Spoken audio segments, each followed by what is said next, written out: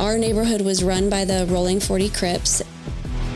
Here we are at another Project Red episode. Amy Alexander is here. There's once-born and twice-born people. And she says the once-born person goes through pain, trauma, they limp, they grow cold, they grow numb. That's how they do life. The twice-born person sits in the ashes and digs for their soul and rises again reborn like the phoenix. And that's the crux of the second journey.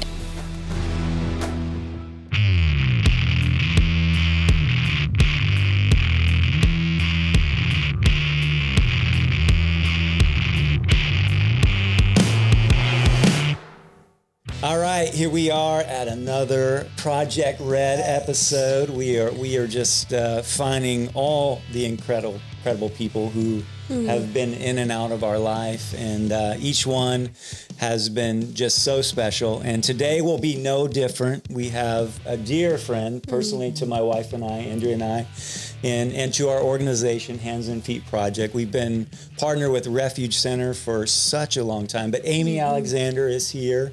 And she is the CEO, co-founder. So she's helped build a place where healing isn't rushed, pain is honored, and the long journey back to wholeness is walked with wisdom and grace. And I can say absolutely that is true. She leads both clinical excellence and deep compassion, meeting people where they are without flinching from the hard stuff. That's so amazing. I love that. She's guided thousands through trauma, burnout, and the heartbreak, and she knows that healing rarely happens in tidy timelines. So this episode is all about replenish. We've been giving our guests words, and this word is so perfect for Amy. This idea of replenish. She actually specializes in grief too, so we'll talk a lot about that. But you know, this idea of replenish and what it looks like to restore what's been drained out of you during the climb. We've been talking about endeavoring and mountains beyond mountains. And as we climb, we get tired, we grow weary, and we got to replenish ourselves. We got to find these ways to get away. Amy specializes in that and her team. And Amy has seen what happens when we ignore the signs of depletion, where we burn out, we break down, we lose sight of the reason why we even started the climb in the first place. So today we're going to unpack how she learned how to refill. It's going to be awesome. What life is like, what leading an organization is like for her, and how she stays filled up and what it means for her to stay rooted in all the things that she's doing. So, all right, we're ready to go. This is going to be awesome. Amy, welcome to Project welcome Red. Thank you for having me. I feel Thanks. Really grateful to be here. Yeah, I'm just so honored. honored that you took your time to be a part of this. Yeah, that's epic. Very Now, kind. we're going to start just from the beginning. It just feels like the natural place. Okay. What was that original spark that helped you get the idea and start building the Refuge Center? Well, I grew up in the Pacific Northwest, which I love it up there, right? So everything's about great hiking, kayaking, biking, being outdoors. And so I'm so grateful that that's my origin. But I did grow up in a really economically disadvantaged neighborhood. In my neighborhood, many people were struggling with poverty. There was a lot of coming and going, meaning I'd have neighbors whose couch was on the lawn the next morning and they were just MIA. The gentleman that shared the fence line with me in our backyard was running a meth lab for a number of years and eventually got evicted. But I think from a very young age, I recognized that pain was all around us. I mean, that was something that didn't escape me even in early elementary school. Our house did burn down at one point in time, and we had to live in a hotel for a season while that was rebuilt. So just those early childhood formative experiences that sent the message, yes, there is suffering in the world. So eventually I decided to go to counseling myself. My family was going through a difficult season. My parents were in the middle of a divorce. So I pursued a therapist that I saw every week, and I was in that office for 6 years straight. And I feel like I grew up in that office. I was learning about myself. I was learning about relationships, even basic things to which classes should I take next year. I mean, that was the space that formed me. So when it came time to select a career path, I thought, well, I know the value of that. I know how much that has meant to me. Yep. So I went after a master's degree in counseling, and partway through that, decided to take a pause and move to South Central Los Angeles. So I moved into what was basically a 10,000 square foot. It had been an abandoned nightclub in the middle of South Central. It was on 46th and Western. And at some point it had been a bank, and then it was a nightclub, and then this missions group bought it. And I lived there with one other girl.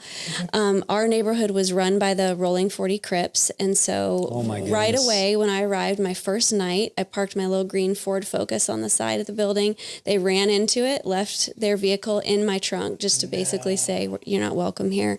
We had a prostitute named Chocolate that worked our building every night. And like I said, the Rolling 40 Crips ran the neighborhood. And so for a year, I was in that community, not as anyone with authority. So not a social worker or probation officer, but just someone that wanted to live among the community. And ultimately, my goal was to finish my master's degree, come back to Nashville, and I wanted to start a home for kids who wanted out of gang life. We were 8 miles from the Santa Monica Pier at the time, and none of those children had seen the ocean because it was just too dangerous to cross that many territories. And there was a child who was murdered in front of my building that year in an act of gang violence. So quickly, though, upon my return to Nashville, I realized that Williamson County might not necessarily be the place to create something like that. So looking back on my history in counseling, my own experiences, the degree I got, it became very clear that there was a gap in our community. There were a lot of private practice clinicians. It works great, but expensive. And then there were niche specific places like just eating disorders or only 10 care, just kids. So there was no place that could serve the whole family in one location and do that with both affordability and excellence. Those are two things you don't always see together in the nonprofit space. And so the gap in our community and a little bit of my own story and journey is what originally led us to Endeavor Refuge. That's I love it. The beginning. I mean, I got to stop here for a second because when I'm thinking of you at that young age moving to 21. LA, well, I mean, what did your friends and your family and all the people have to be thinking about that? I mean, and like, I mean, if someone listening to that is probably going, oh, man, you crazy, you know, or, you know, what was where did your courage come from? Were you fearful or you couldn't have been, you did it. I mean, what makes a move like that in you? Was it just the strong ideal in you? Probably. Yeah, probably like this matters. And I think I'll be protected because I'm doing what I'm supposed to be doing. But there was a verse I prayed all the time. And it was the angel of the Lord encamps around those who fear him. Oh my the gosh. Angel of the Lord encamps around those who fear him. So I just prayed that all the time. And there were a lot of, I mean, we had a homeless guy break in through a skylight in the building. You know, that was back, like I said, 01. So you were very conscious of the colors that you wore in your neighborhood. And tagging was still the primary method of communication that started gang wars. And so there was a lot to learn. But yes, it was scary and it mattered and it was important. Yeah. What part of as you think of God in a foundation, like what part of the foundation of your journey do you think that laid in you just as a stepping stone to continue on to get to Refuge? 2 words, everyone matters. Oh, everyone matters. Love it. Doesn't matter how much money you make, your background, your origin, that everybody who suffers should have access to great opportunities for healing. Wow. I love that. That's so amazing. And I mean, so the Refuge Center, what was the first step to taking that from an idea and a passion to actually realizing it and seeing it, you know, come to fruition? Well, I mean, there's the practicalities of filing the 501c3 paperwork. We got our status within 6 weeks, which was really phenomenal. That's amazing, you know, what I say all the time is we didn't know what we were doing. We were therapists, but we didn't know anything about nonprofit budgeting, having a board, you know, bylaws. This was all new to us. And thank God he surrounded us with really wise people who believed in the heart of what we were doing. But I often said it was like driving a car down a foggy road at night and you had no idea what was even 10 feet in front of you, but you knew if you stayed close to that white line on the side, somehow you'd get where you were supposed to be. Yeah. And for us, that white line was this belief that everyone matters and deserved access. And then this faith that God would build the refuge that he wanted it to be. It was never about our vision. It's like, well, what do you want this to be, Lord? So there's a quote that says, let us tend to the depth of our ministry and let God tend to the breadth of our ministry. Just meaning do really good, meaningful work, and then it'll be the size it's supposed to be. Yeah. Yeah. So just as an overview for someone who may not know you, you've helped Hands and Feet for years. You've sent people to Haiti to work with our leadership and our Haitian leadership and our missionaries and all the things. And they've come back, and they've also been able to go to your location here in Franklin. But give us an overview of Refuge and really the kind of mission vision points quickly. Yeah. So like I said, affordable, excellent access to mental health care. So right now we have 70 therapists. We provide approximately 41,000 counseling sessions every year to more than 4,000 people across 18 counties. And we do some really cool things. So of course we do your typical therapies, but we also have 4 neurofeedback technicians. We have a certified music therapist. We have art therapy classes, yoga classes. We do like EMDR, brain spotting, all of that. So just whatever vehicle we can use to access the freedom from the burdens, barriers, and shame stories that would prevent us from a full life in Christ. Wow. What's like a day in the life of Amy look like then through that whole thing at Refuge? How is your day structured? Oh, at the beginning? In the beginning and now. Well, at the beginning, we did it all. There was 2 of us. Sure. There was 2 of us. Yeah, you're we a answered the co-founder, phone. that's right. We saw every client that called. We baked the muffins for the board meetings. We made the deposits. We wrote the grants. We created the events. Like we cleaned the toilets. Like there was nobody to do it. It was us. And then you recognize really quickly your gaps and deficits, and you just it keeps you very humble. And I would say that over the past 20, we're going to be starting 21 years.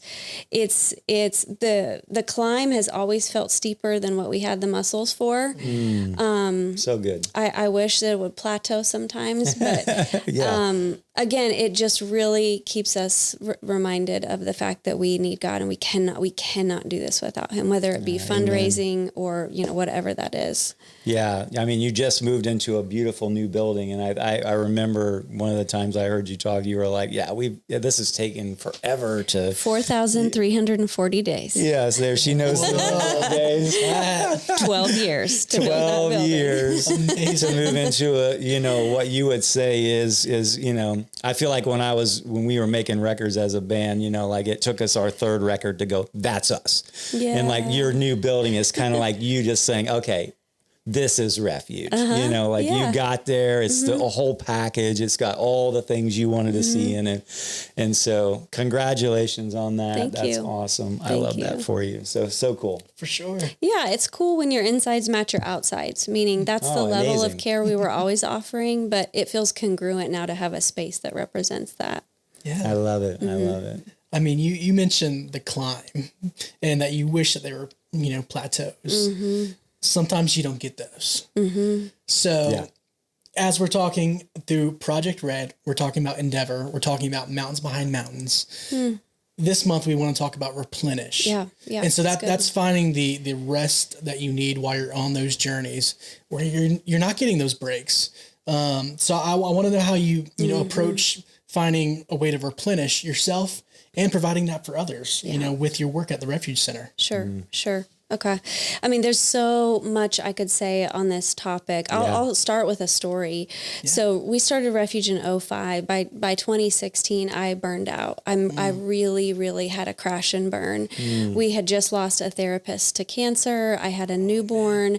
We had some staff leave who were in a really hard place emotionally, and it wasn't a great ending. It was just thing after thing after thing. Wow. And the ball was moving so fast, there wasn't a lot of time to grieve in real time, which I think it backlogs that energy.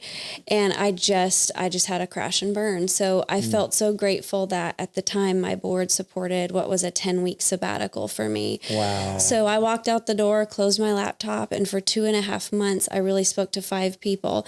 I hired a therapist, an acupuncturist, a life coach, a yoga instructor, and a therapist, an internal family systems therapist.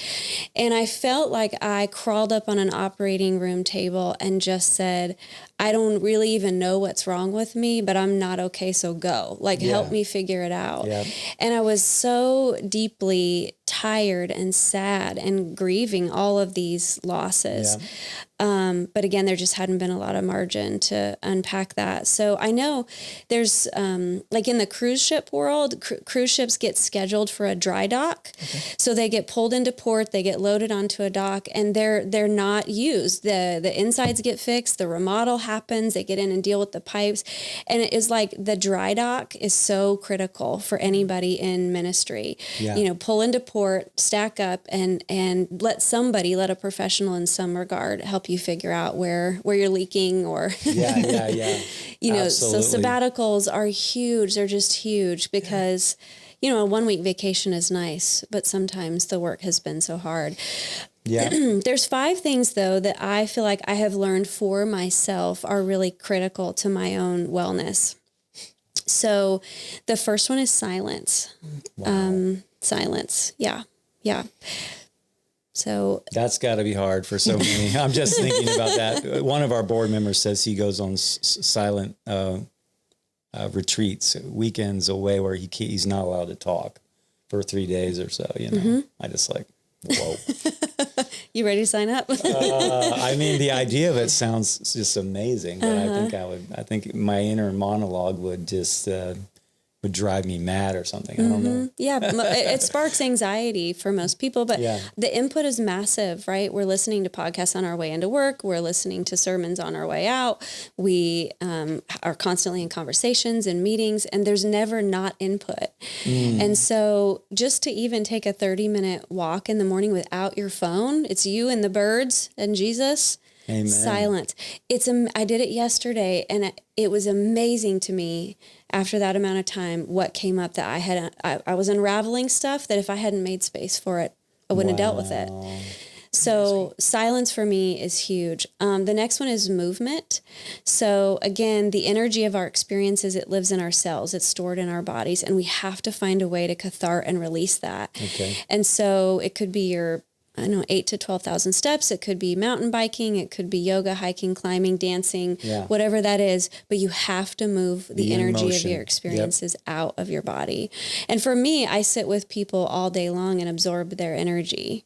So I've got to move before I get to the office, and I've got to move after I get to the office. Okay. I'm sure.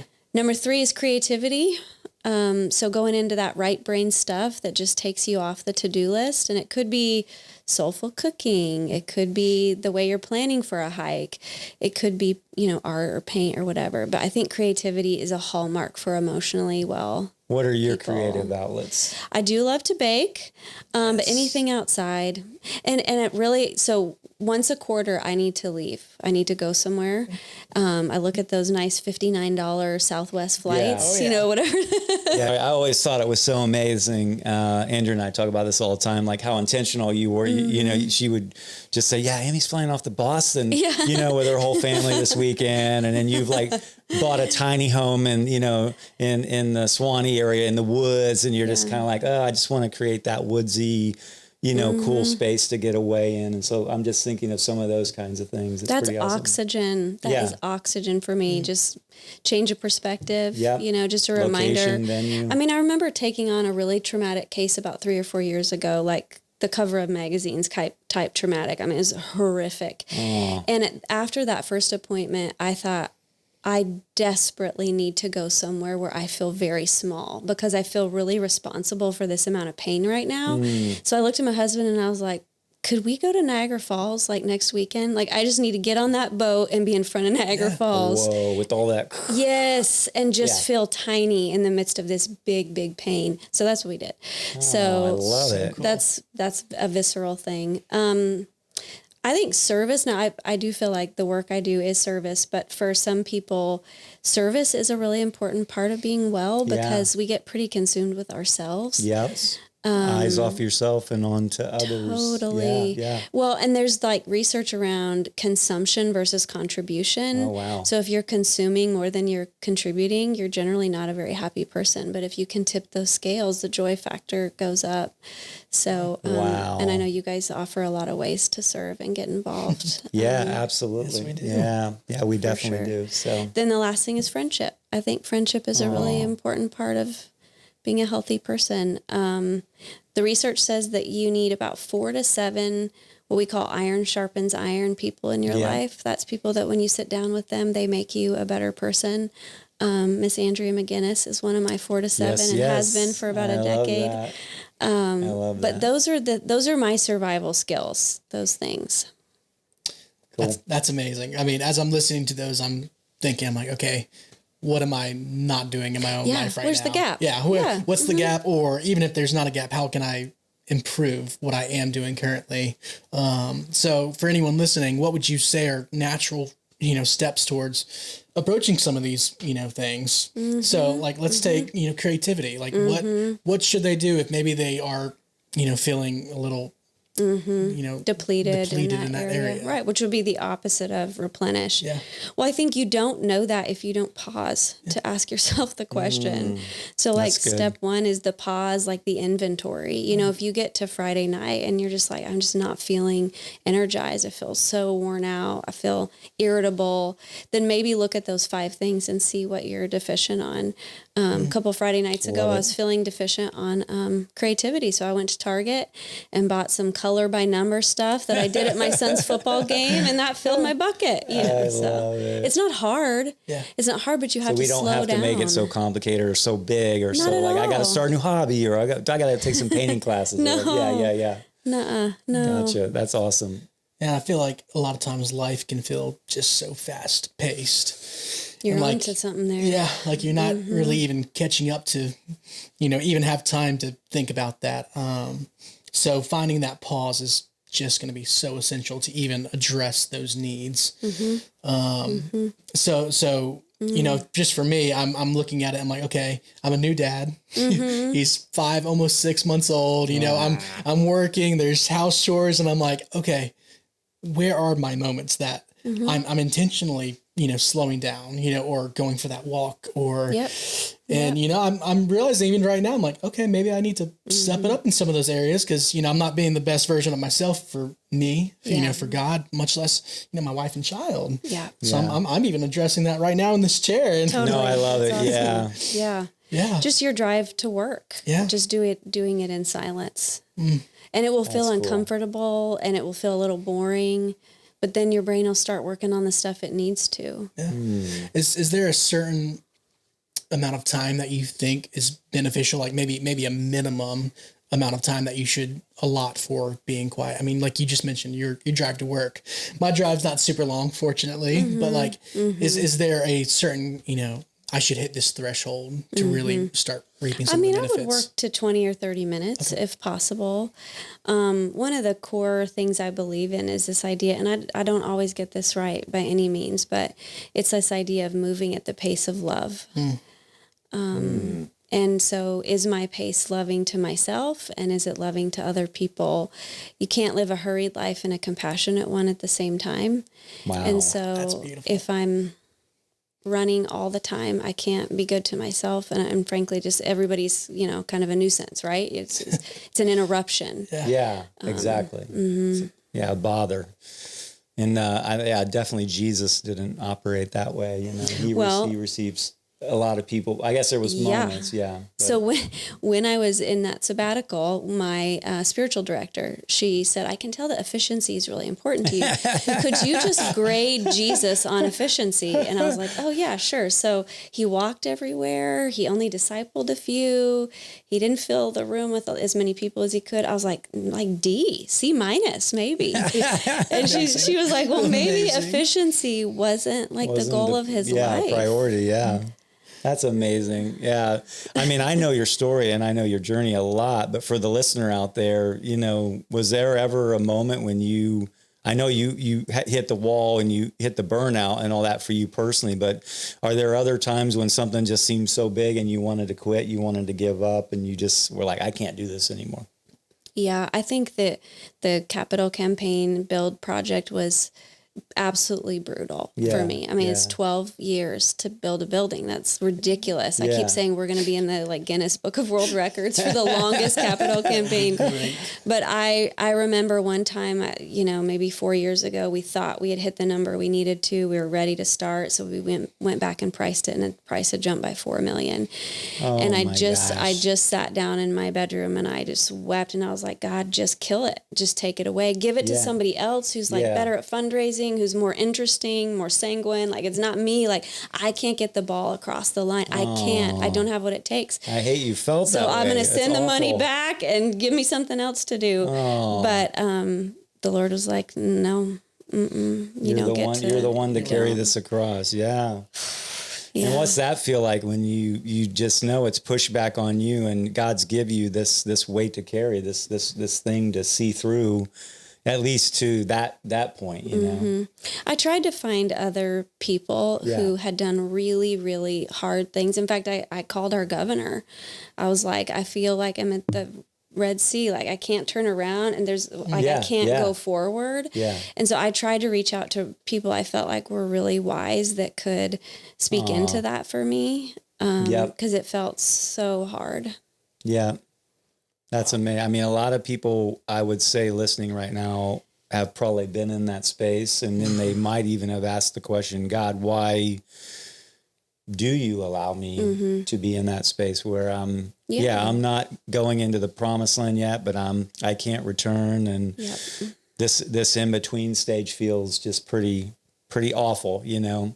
But what happens in that moment, do you think? I think there's probably a lot of good and we know that struggling well is really good. There's the pain grows us, and he's the potter and the clay. He's the person who grooms you and cuts you and trims you back in those moments too, right? Is that right?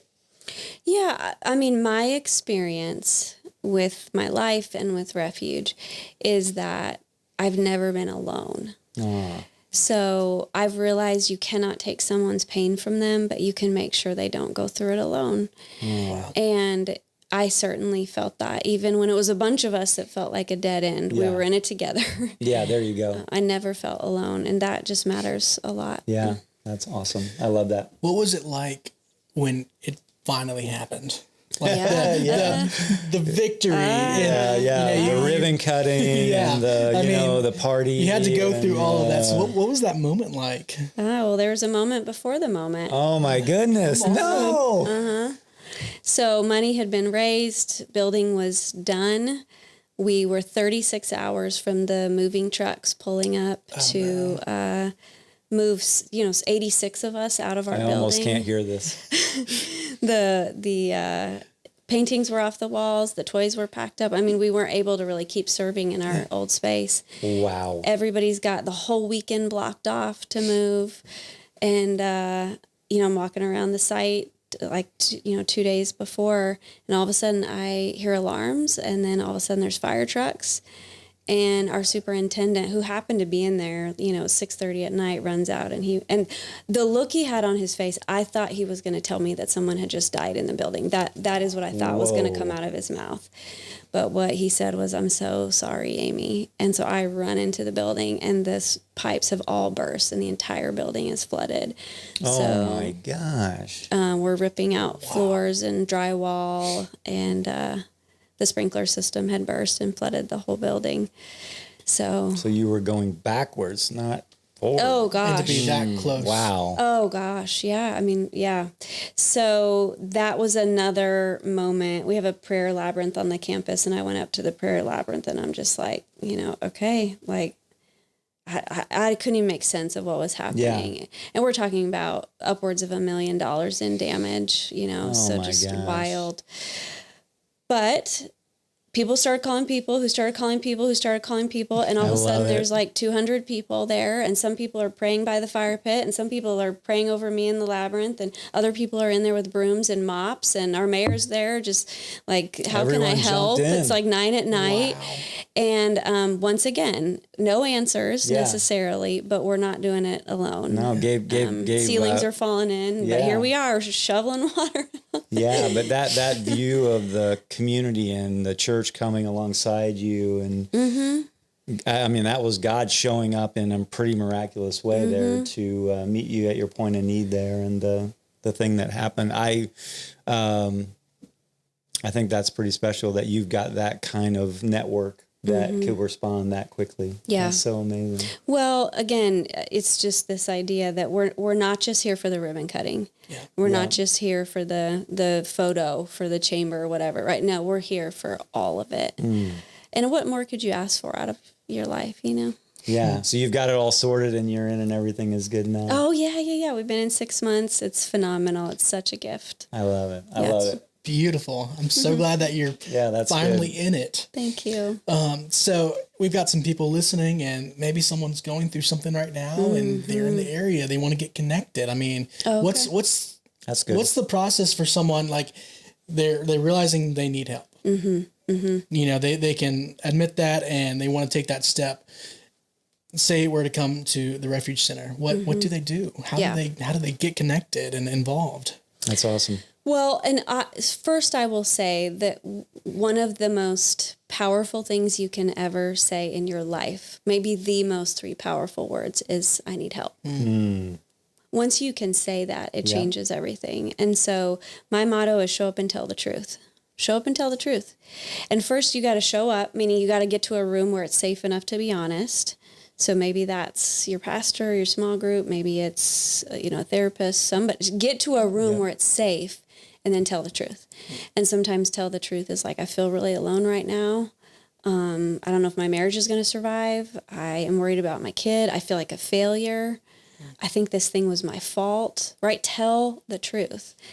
And I think Refuge is a place where people can show up and tell the truth. Wow. And so if somebody wants to do that, they just call us, and we have some really sweet girls that are going to answer, Amy, Shalise, and Maggie. They're going to answer the phone and get some information about your presenting concerns. And that's not the time where you have to share it all, right? Just very basic. Just feeling some anxiety or some relationship stuff.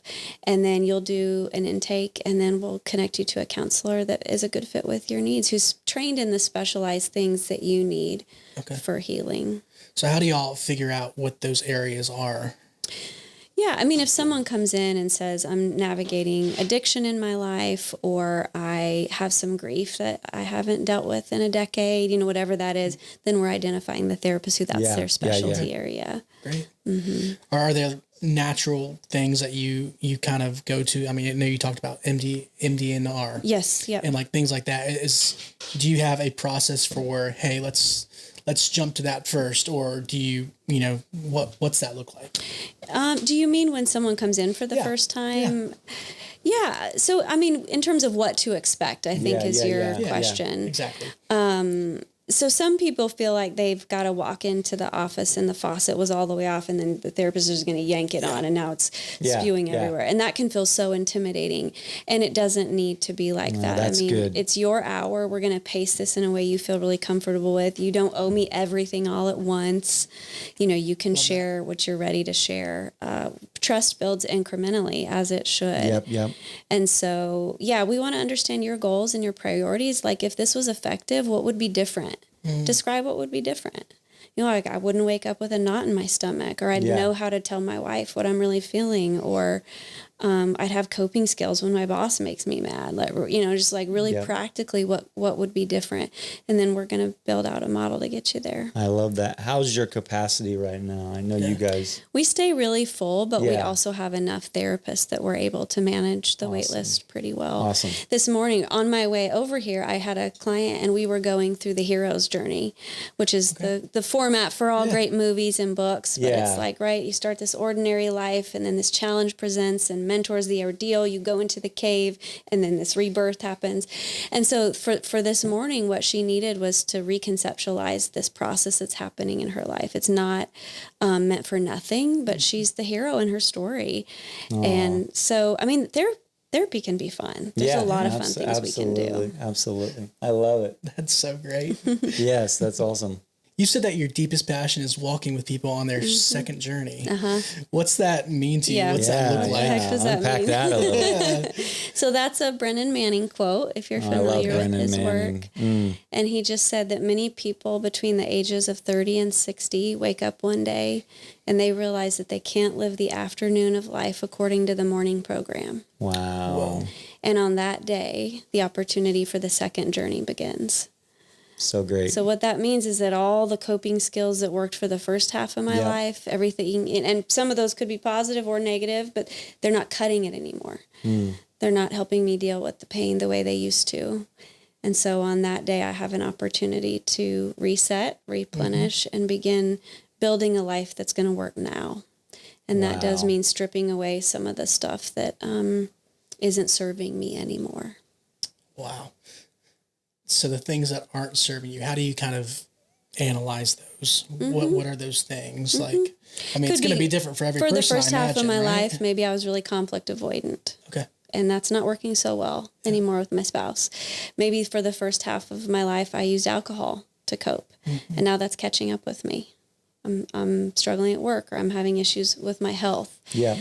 For the first half of my life, I allowed anxiety to run my decisions. And now I'm finding that my life has gotten really small. And I just lost a parent to cancer. And so, gosh, life is short. Maybe I want to expand my life now. Maybe I want to take the trip, you know? Yeah. So it's those things that propel us into this awareness that maybe second half could be different. One of the things, I just went to a graduation for a couple of the Hands and Feet kids, so we're really excited for them. But the gentleman who spoke to them talked about identity. And he was like, if you can sort out and find your identity in your 20s, then it will organize the 30s, 40s, and 50s. And so what kinds of things are you really sensing about this day and age from, 20 somethings in the different levels, talking about that first half of life, second half of life, like kind of what are you feeling? And I know I've been to some seminars where you've talked about, phones and computers and screen time and all the things like that, and the importance they should play in our life and how we should treat them, and in the tool being a tool, not all these things, and how that also affects, how we communicate and how we are in relationship with people and all the things. But I'm just kind of want to take a little left turn here into that kind of really this idea of identity, which took me probably a lot longer, I can own that, than I would have liked it to. I would have liked to know my identity in Christ, my identity in the Father, having that sure foundation, knowing how dearly loved I am, how special I am, how unique I am, how I was created in his image, but have my own fingerprint, have my own DNA, my own skill set, my own talents that he gave me to live my journey, right? And I think if people can catch that earlier, then they can get to their kingdom work and they can have the confidence through that. They can push back on the cultural things, right? So just wanting to get your feel on some of that kind of stuff and what you're seeing with a lot of the different people coming into your doors there. Well, identity formation is a tenet of our growth. I mean, everybody has to figure that out. Some people feel more solid in that at 19, and some people it's like 59, right? It has a lot to do with the voices in the room or who's sitting at your table. And I think it's really hard right now, really, really hard with teenagers, because the voices at their table are on TikTok or they're on Snapchat, and then the voices disappear before you ever get a chance to see who the voice was. I don't know that it's anything new. I think, for all of history, we've all had different ways we're accessing those voices, but they're really, really loud and all-consuming right now, and I think that's extremely challenging. I was curious, as you were talking, you said, I wish would have happened for me a little sooner. What were those things that you're going to turn it around? I see what you're doing. I am, yeah. No. What was the trajectory moments, I guess, for you? Oh, yeah. That might take a long time and a lot of vulnerability. So anyway. I think that's what we're doing here today. No, I know that's what we are doing. I don't know. I think I grew up in a broken home, and I feel like I got to know God as Abba Father really early, and that's why Brennan I love Brennan Manning. He's just a beautiful soul. And one of his famous quotes is, there's a moment in a video, he's ending a sermon, and he just pauses and he goes, "Did you know I loved you?" He just asks that. He just looks in the crowd and he's like, "Did you know I loved you?" So all the things, being in the rock band, being in college, being, married, being a dad, whatever. But did you know I loved you, And I think I don't know that I ever got to the place of believing that he loved me, for such a long time, I wish I would have knew that earlier. I did accept him as father because I didn't have a great earthly father. So that was kind of a natural. I didn't go the route of being angry at God or projecting my lack of a father or what my father was onto God's, grace of God there. But, I did kind of have a hard time struggling to believe it, and then how that would affect me going forward and how it would play out in my life. So kind of let, the insecurities and just the things that how you hear stuff, how it lands on you, putting unrealistic expectations on other people and putting things in boxes that shouldn't be, things like that. So I feel like he's done an amazing work, but, he has to tear you way down to build you back up, right? And you have to go to some of the lowest points and then be broken enough. It's sad that you have to get there. And that's what I'm saying. Like if people in their identity would discover it earlier, they may not have to, but sometimes those things are the greatest things that ever happened to you. Like, that's not what you want to rush. My prayer during some of those times, but I don't want to rush through this. I don't want to miss it. I want to actually have the change happen. So I don't just get back into the cycle again. Right. So I think that was something that was valuable. So for people that go through stuff, that's the valuable piece, like pressing into it and trying to stay there, even though like you're on fire, you want to get out. It's the human experience, what you're describing. I think it just happens at different ages and stages. Yeah, absolutely. For some people, they never dial in enough to kind of do that work. There's Elizabeth Lesser. She's the founder of the Omega Institute. Okay. And she talks about, like, there's once-born and twice-born people. And she says the once-born person goes through pain, trauma, they limp, they grow cold, they grow numb. That's how they do life. The twice-born person sits in the ashes and digs for their soul and rises again, reborn like the phoenix. Amazing. And that's the crux of the second journey. And I wish, you wish we could get our kids there sooner. Yeah, sure. How great if they got there at 16. Yeah, right. Not mine, but... Yeah, we've had our journey with our children as well. Yeah, absolutely. And you can't do it for them. You can't want things more than they want it, all those kinds of things. And we're sitting on this side in our second half of our life perspective. And, we've had our failures. We've fallen down and gotten back up, all those things. And hopefully we've grown and learned. Some people don't. But I want to be, and I feel like that I've been on the journey to have grown with as God's wanted to grow. That's right. Yeah. And we just don't leave each other on the road, And I love that. Never alone, always with the community around you of the trusted people. That's so it. I think that's where you started with your 5 things. So. Yeah. Yep. So I'm sure that there's some people that are feeling alone, maybe burnt out. You mentioned that, you went through seasons of that during your journey. What's something that you would just tell them right now or encourage them? Well, I'd go back to what I said before, which is find a place that's safe to tell the truth and do it. Yeah. And try it a little bit at first. Open up to somebody you think might be able to tolerate that and really receive it, but get somewhere that you can tell the truth. And it could be like a men's group, the guys you hunt with, or your Bible study, just one man, but get somewhere that you can be honest. Yeah. The core emotions we talk so much about, like guilt, shame, fear, just say one of them. Like, today, this is where I'm at. Yeah. That's where it all starts. Yeah. That's amazing. I love that. Yeah. I know that I've gone through, seasons where I've isolated myself and absolutely and told myself that, okay, no one cares about those things, and you even lie to yourself, and absolutely, or the enemy's voice is louder. You get to a point where you actually believe that, and so just to hear you say that, like, that is the answer, like, do not be alone, you know, like that's tough to do. It's really hard to do. Yeah, because what takes root is these negative cognitions. So I call it shark music, right? So there used to be this video on YouTube when you'd push play, what you'd see is a pair of feet walking down a sandy path, palm trees are swaying, and then you've got the sparkling Caribbean ocean ahead. And what's playing is beautiful, peaceful, classical music. Yeah. So you're like, oh, I need to get to the beach. This is so lovely. Your heart rate and your breathing slow down. Yeah. Cuts to black, starts again, same scene. Feet, sand, palm trees, but now it's the Jaws music. And you're like, oh, okay, somebody's going to die. We're going to lose a limb. It's going to be bloody. Why am I watching this? Heart rate goes up, breathing goes up.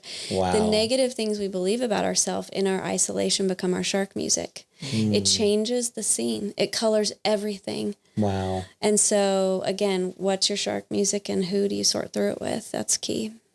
Yeah, I've always said that to my kids. I'm like, are you listening to the still small voice and hearing from the Father, or are you believing the lies of the world and the enemy and or your friends or your, you know, when you're trying to fit in and all those things? It's super, super powerful to get that right, to hear what the Father says, because the Father says, I love you. The Father says you're awesome.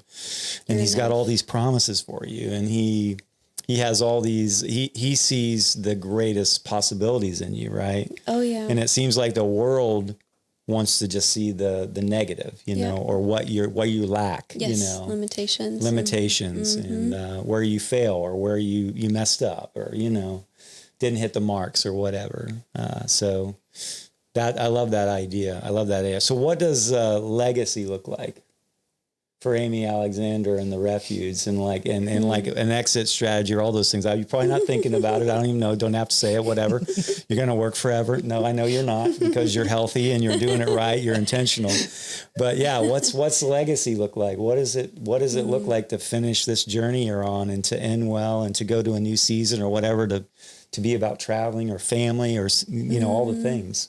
How are you looking at that? Because I know there's some people out there who are probably in the same place and they probably don't even have any idea. I mean, I might be there right now. I'm going to be asking my question. Would you like me to ask you more about that? No, I want you to answer.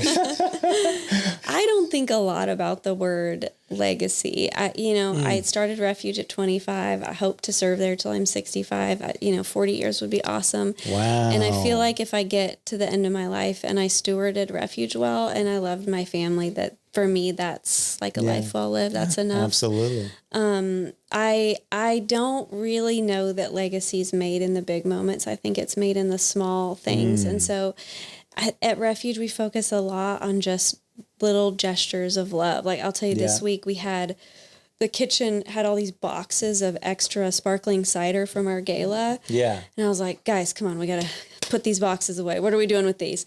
And they're like, well, we can put them in the storage room just in case. I'm like, no, we don't need just in case cider. Let's do something fun. So I said, make up the craziest awards you can think of today and start putting sparkling cider on people's desks. Like she had the most amazing smile on Thursday, just ridiculousness. So we were just handing out cider left and right. And to me, that's the sweetness of life. That's the good stuff. It's just little moments of love and joy. And that's enough for me. Well, there you go. I mean, it doesn't have to be more complicated than that. I feel like she's ducking the question, honestly, but we'll take that. I mean, I do talk about, I have a contingency plan. Yeah. I've got a couple people in mind that if something happened to me, I'd want their things. So you're not a key succession woman person in the program. I mean, but you've got all your talented around you anyway. Yes. Yeah. Yeah, everyone there is so talented. We've exchanged with many of them. So I've been to your galas, all the things. They're amazing. So I love it. But if you've created a place you can't step away from that won't thrive without you, that's not a healthy place. That's right. So you need to go on your sabbatical and take your vacation. Everything should run just fine. And if it doesn't, it's become too dependent on you and it's too much of your identity. And then now we have a problem. There you go. Amen. You nailed it with that one. I love it. Okay. I mean, it has been such an honor to talk to you today. Such a joy. The way we like to end this. Are we at the end? We can't be. I know. We've gone through so much already. I know. It's amazing. Thank you so much. But we like to end this by asking you, how can we pray for you? Thank you. That's so kind. Peace that passes understanding. I'd take that today. I love that. Yeah. So prayers for peace that passes understanding. I love it. We will invite you guys to do that for Amy and the Refuge Center, and we will be doing that as well as a staff at Thank you, Hands guys. and Feet Project. And again, just thank you so much. Thank you. Thank you for coming. Thank you for Amy having Alexander, me. everyone. This was fun. Thank you, guys. So that was Amy Alexander this month on Project Red. She is fantastic, and all of that was incredible. And we hope it blessed you, and we hope that a lot of you were encouraged by a lot of the things that we were able to discover with Amy and the work at Refuge Center here in Franklin, Tennessee. Such an amazing work. We're big fans. Anyway, this month, as we focused on Replenish, we're reminded that even the strongest climbers need the essentials. We all need these: food, water support, education. And that's true in counseling, and it's true in our work in Haiti. We're asking you to help us stock up. Yes. Not just in supplies, but in hope. Oh, I love that. But for supplies, there's an easy way to help. We have our Project Essentials page where you can shop as we have our back to school campaign. You're going to be helping children and young adults have what they need and help them keep climbing during this season. Keep climbing. Pray with us that God would show you what caring for the vulnerable in your own life looks like. Pray that he stirs hearts to join us. And pray for every child that we serve. Amen. That they would not just survive, but be replenished, restored, and ready for what's next. I love it. Amen and amen. Great job, buddy. Yeah.